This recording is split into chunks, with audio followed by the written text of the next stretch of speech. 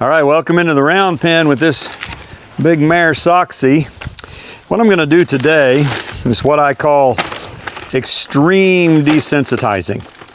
And we brought Soxy out. We've warmed her up for about 10 or 15 minutes, got the fresh off of her.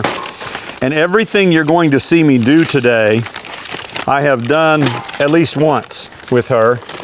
And mostly I did it separately. I didn't combine them together, okay? So you can see she kind of handled that feed sack fairly well. Let her just trot around here and carry that around. So I've done all of these things separately, but I've not done them together, and I don't think, as I'm looking back, I kind of picked this little technique up when I did my first Mustang, Najoni, 5 years ago, because he was such a panicaholic that I had to figure out a way to convince him he wasn't going to die. So that's kind of where I picked up these little techniques that you're gonna see. And again, I've done these before, and she responded at various levels of botherdom. She wasn't too bothered by the feed sack, as I recall. I'm gonna cut another hole here. Hold on.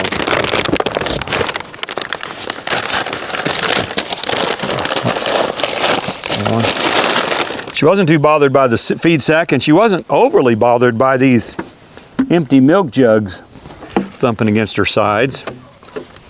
But what we're doing is we're just adding pressure. One kind of pressure added to another kind of pressure, added to another kind of pressure. And just want to help her see that she can handle this. The reason I'm doing this in this way is because you saw the first ride on her, which was, I don't know, 4 or 5 days ago, 6 days ago. I rode her every day after that, and about the third or fourth ride, she spooked on me pretty significantly. It didn't turn into a bad wreck. I thought it might there for a second, but it didn't. I was able to talk her out of it. That's kind of an old cowboy saying, talk them out of bucking. She spooked and she spun around pretty hard for 10 or 15 seconds, but turned out to be not too bad. So anything I can do to help her be okay with life, that's what this is. And you know, I can ride her now, and I probably could have ridden her for the last several weeks, but really, that's not really what this horse needs. That's not her greatest need in life, is not for me to steal rides on her and ride her for a few minutes and not get killed. Which, although if I'm up there, I kind of want to stay up there. But what this horse needs is for me to help her understand that all these things that scare her are not dangerous. That she's just afraid of nothing. So this is one way. It's not the only way, of course. There are lots of ways you can do it. Okay, I really like that. Did you see her slow down and kind of drop her head? She's bobbing her head a little bit. All right, so she kind of handled that. She's kind of thinking that through on her own. That's what I want her to do. I want her to just think about all this stuff. She figured out that if she stops moving, then it stops making noise and stops thumping on her. That's good. I mean, you know, that shows me she's thinking, she's not just panicking. And a couple of videos back, you saw I was ground driving her, and she's kind of a panicaholic. That's kind of her go-to thing, and that's what she did when I was riding her. She tried to just panic and shoot off and run off. Okay. Now let's show her this tarp, and as I recall, she didn't have too much problem with the tarp, and it's possible she's been worked with a tarp before in the past. Again, I don't know that for sure, but I kind of thought maybe that was the case when I showed it to her the first time, because she wasn't as bothered by it as I expected her to be. All right. Okay.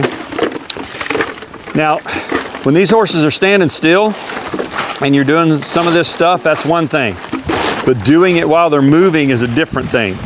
There's a different reaction in their brain, and I can't really give you a scientific explanation for it. I'm sure someone can. I just know it's different. So it's one thing for them to be okay with it, with you thumping it on them like that while they're standing still. But can you do the same thing while they're moving? And she kind of alerted there because that feed sack blew up a little bit. Wind picked up just a little. Okay, now let's see if I can just throw this over her back here. Okay. And you always want to be very careful that you're not standing in front of them when you're doing this. Okay, because if they get a little goosey, they'll sure jump forward. Okay, and that's actually pretty good. That tarp's going to fall off, and I don't mind that. I kind of like it when it falls off because stuff's going to fall off. And then kind of what I'll do at some point, I'm going to do it here in a minute, is I'll start acting like it's not there. We're going to do some other things, and I don't see any milk jugs. You see any milk jugs? I don't see any. Okay, is there a tarp? I don't see a tarp. You don't see a tarp, do you? No. So I'm just going to give her something else to think about. Okay. Okay. Hindquarters and forequarters, and the sack came off, and that's fine. Hindquarters and forequarters, and hindquarters and forequarters. Let's send her off. Okay, good. All right, hindquarters, forequarters. Good. All right, now I'm going to get my flag. And again, individually, these things don't bother her too much, but yet when I was on her back, she panicked and took off, and I did not like that. So let's see if we can work through that. She's seen this flag quite a few times.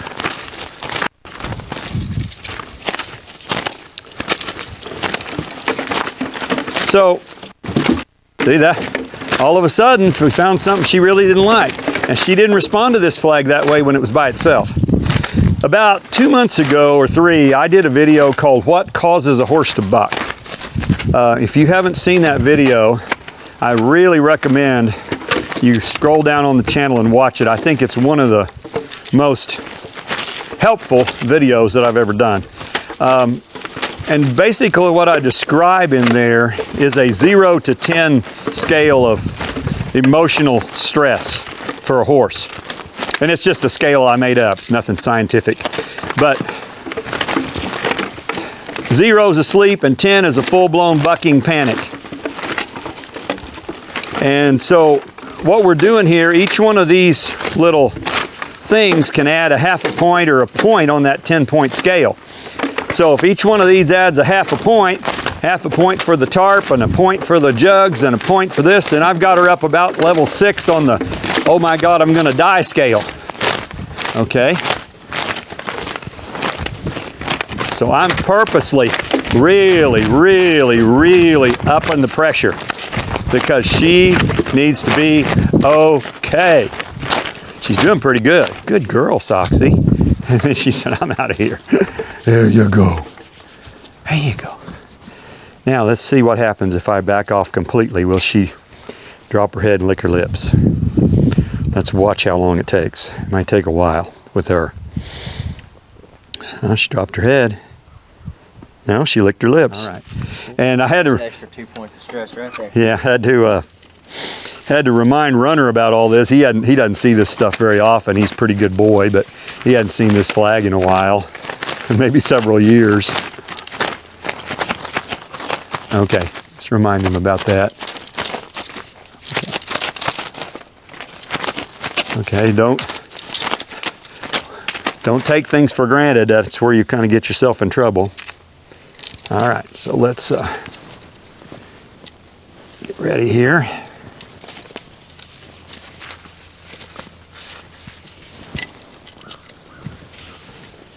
Learned big hunt didn't make sense.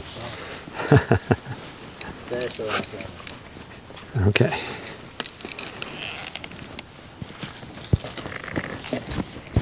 Both of these horses are kind of strong-willed, kind of alpha type horses. So now what I'm going to see, I'm just adding a little pressure by me being up here and being up above her. And again, I've done this, but I didn't do it with all this stuff on her. I did it just, you know, just come in here. Got her in there. Get in there, buddy. Now Runner's looking at the jugs because he doesn't know what that is. He's kind of like, I'm not sure I want to go over there. Okay. Good. Okay.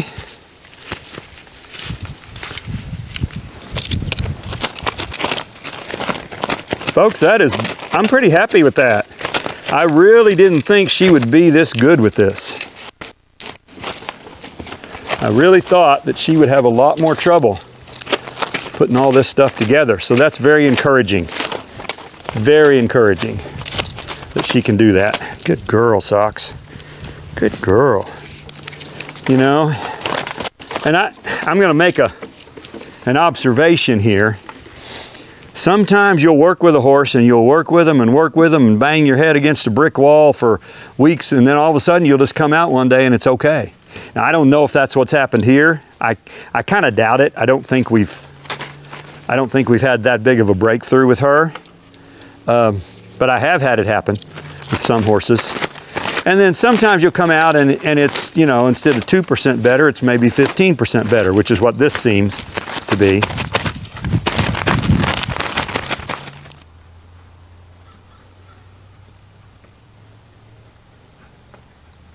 So if she feels okay, then go ahead and trot her off. I trotted her only once, I think.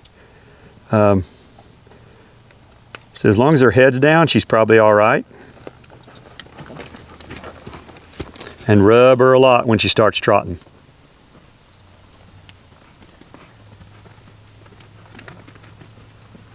Yeah, just rub the hide off her neck.